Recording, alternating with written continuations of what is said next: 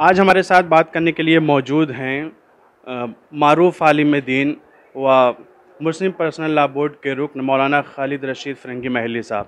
मौलाना ETV Bharat में आपका खैर मकदम है।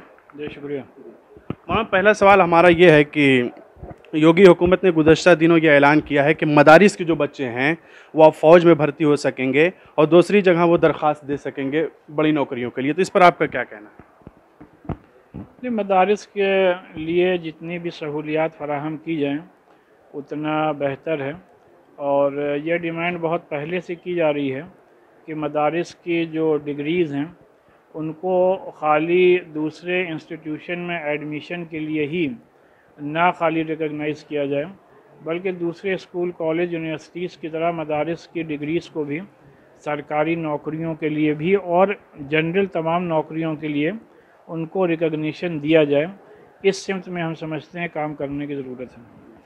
आज 1 अगस्त है और मरकज़ी वज़ीर मुख्तार अब्बास नकवी ने यह ऐलान किया है कि आज के दिन जो है मुस्लिम ख़वातीन के हुकूक़ के दिन के तौर पर मनाया जाए, क्योंकि तलाक़ सलासा को जो है क़ानूनी जुर्म करार दिया गया था।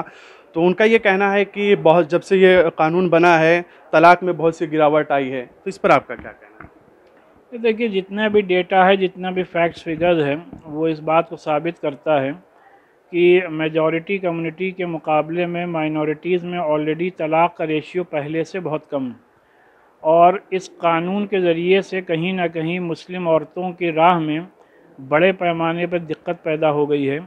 वो ख़वातीन जो अपने शौहर से छुटकारा चाहती हैं, उनको शौहर तलाक़ दे नहीं रहा है कि वो जेल चला जाएगा, और ख़वातीन दर दर भटकने पर मजबूर हैं। इस वजह से हम ये समझते हैं कि ये कहना कि इससे कोई औरतों को कोई बहुत बड़ा पावर मिल गया हो, इसका जवाब मुस्लिम ख़वातीन को ख़ुद ही हम समझते हैं देना होगा। योगी हुकूमत ने यह ऐलान किया है आबादी कंट्रोल एक्ट को लेकर, तो इस पर ख़ास तौर से मुसलमान को ये निशाना बनाया जा रहा है कि मुसलमान से इससे नुकसान हो सकता है, क्योंकि 2 बच्चे से ज़्यादा पैदा करने से जो हुकूमत के जो फ़वाइद हैं वो नहीं मिल पाएंगे, तो इस पर आपका क्या कहना है? ये आबादी से मुताल्लिक़ जो ड्राफ्ट तैयार किया गया है उसको कानूनी शक्ल अभी तक नहीं दी गई है, और हम ये समझते हैं कि इस हुकूमत में इतना वक्त नहीं अब है कि इसको कानूनी शक्ल दी जा सकती हो। जिससे ये एक खाली मुद्दा फ्लोट किया गया है, और जहाँ तक मुसलमानों का ताल्लुक़ है, जिससे क़तई तौर पर इस कानून से मुसलमानों का कोई भी 1% भी नुकसान होने वाला नहीं है, बल्कि जो मेजॉरिटी कम्युनिटी है उसका बड़े पैमाने पर हाँ ज़रूर नुकसान होगा, क्योंकि ऑलरेडी मुसलमान सरकारी नौकरियों में 0/0 है। इस वजह से मुसलमानों का इससे कोई भी मुसलमानों पर फ़र्क नहीं पड़ेगा। और बात होनी चाहिए फैक्ट्स फिगर्स पे। जो सेंसस रिपोर्ट 2011 है वो ऑलरेडी पहले ये साबित कर चुकी है कि मुसलमानों का ऑल ओवर इंडिया जो ग्रोथ रेट है वो कम हुआ है, वो गिरा है। इस वजह से पर फैमिली पर बच्चे मुसलमानों में फैक्ट्स फिगर्स की बुनियाद पर इस बात को साबित किया गया है कि पहले के मुकाबले में काफ़ी कम हुए हैं, बल्कि जो मेजॉरिटी कम्युनिटी है उसकी आबादी में उसकी फैमिली साइज़ को आप देखें तो उनके लीडरान बार बार ये बयानात दे रहे हैं कि लोगों को चाहिए कि अपने फैमिली साइज़ को बढ़ाएं।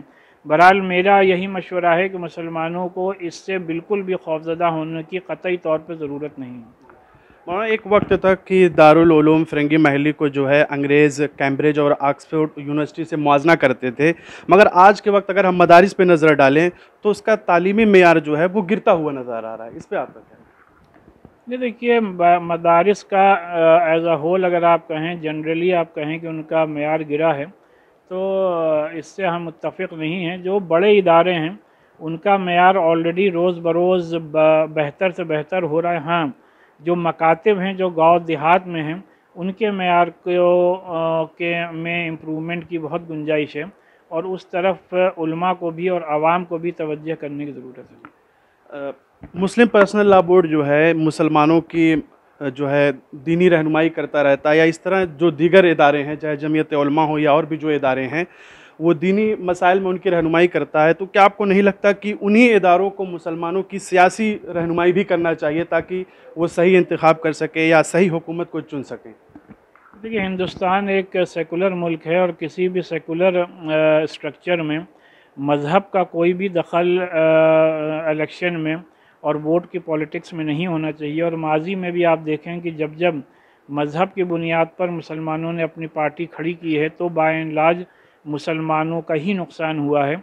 इसलिए एक सेकुलर मुल्क में मुद्दों पर लड़ाई, मुद्दों पर इलेक्शन होना चाहिए। ये कहना कि ये हिंदू है या मुसलमान है, इसकी बुनियाद पर कतई तौर पर इलेक्शन नहीं होना चाहिए। और मैं ये समझता हूँ कि मुसलमानों को ये कहना कि अपनी कोई अलग सियासी पार्टी बनाए कतई तौर पर फ़ायदेमंद और सूदमंद नहीं है। 2022 का असम्बली इंतखाबात करीब है और जहाँ पर 2022 का जो इंतखाबात है वो मुस्लिम बनाम हिंदुत्व होने जा रहा है और वहीं पर ओवैसी भी एंट्री कर रहे हैं जो मुस्लिम क़यादत की बात कर रहे हैं। तो ऐसे में आप मुसलमानों को क्या पैगाम देना चाहेंगे?